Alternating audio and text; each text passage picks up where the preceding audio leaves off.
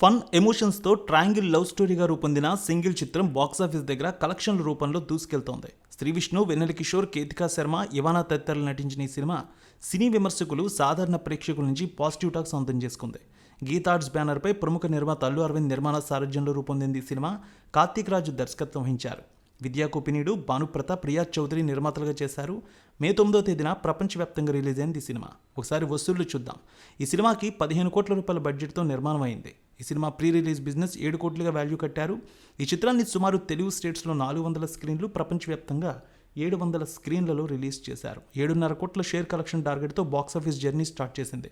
తెలుగు రాష్ట్రాల్లో ఇటీవల కాలంలో ఇతర సినిమాల కంటే టాప్ కలెక్షన్స్ నమోదు చేసింది ఈ సినిమా. చిన్న సినిమాగా వచ్చి సరికొత్త రికార్డ్స్ క్రియేట్ చేసింది తెలుగు స్టేట్స్లో. 2 తెలుగు రాష్ట్రాలు, కర్ణాటక, మిగిలిన చోట్ల కూడా మెరుగైన కలెక్షన్ నమోదు చేసింది. నార్త్ అమెరికాలో కూడా $5 లక్షల వసూళ్ల మార్క్ అందుకుంది. తొలి రోజు 4 కోట్ల 15 లక్షలు తీసుకొచ్చింది ఈ సినిమా. 2 రోజులకి 11 కోట్ల 2 లక్షలు, 3 రోజులకి 16 కోట్ల వసూళ్లు వచ్చాయి. 4 రోజులకి 19 కోట్లు, 5 రోజులకి 23 కోట్ల రూపాయలు, 6 రోజులకి 26 కోట్ల వసూళ్లు వచ్చాయి. ఇక వారం రోజులకి 29 కోట్లు, 8 రోజులకి 31 కోట్లు, 9 రోజులకి 32 కోట్ల 30 లక్షలు.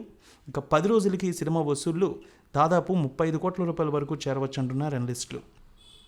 వీకెండ్ కావడంతో వసూళ్లు కూడా గత వారం మరింత పెరిగాయి. ఇందులో శ్రీ విష్ణు నటన అందరూ మెచ్చుకుంటున్నారు.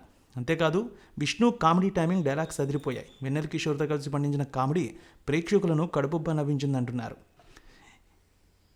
ఇక శ్రీ విష్ణు సింగిల్ మూవీకి సూపర్ టాక్ అయితే సంపాదించుకున్నాడు. ఇక స్టోరీ వైజ్ చూస్తే విజయ్, శ్రీ విష్ణు SDF బ్యాంకులో ఇన్సూరెన్స్ విభాగంలో పనిచేస్తాడు.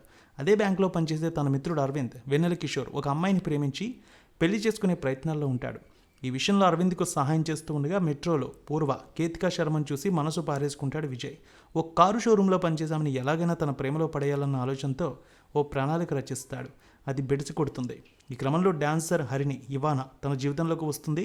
ఒకవైపు తనని ప్రేమించమంటూ పూర్వ చుట్టూ విజయ్ తిరుగుతూ ఉంటే, మరోవైపు అతన్ని ప్రేమిస్తూ హరిణి విజయ్ వెంటపడుతుంది. మరి ముక్కోనపు ప్రేమ కథ ఎన్ని మలుపులు తిరిగింది?